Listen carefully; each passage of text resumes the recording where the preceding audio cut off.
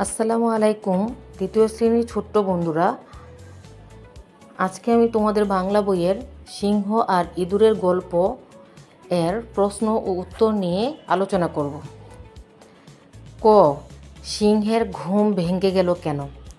উত্তর, খেলা করতে করতে একটি ছোট ইঁদুর সিংহের নাকের ভিতর ঢুকে গেল, সেই কারণে সিংহের ঘুম ভেঙে গেল। খ, বনের রাজা কে? উত্তর, বনের রাজা সিংহ।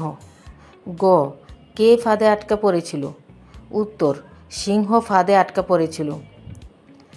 ঘ, সিংহকে কে বাঁচালো? উত্তর, ইঁদুর সিংহকে বাঁচালো।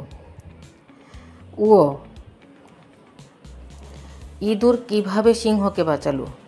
উত্তর, ইঁদুর দাঁত দিয়ে ফাঁদের দড়িগুলো কেটে দিয়ে সিংহকে বাঁচালো।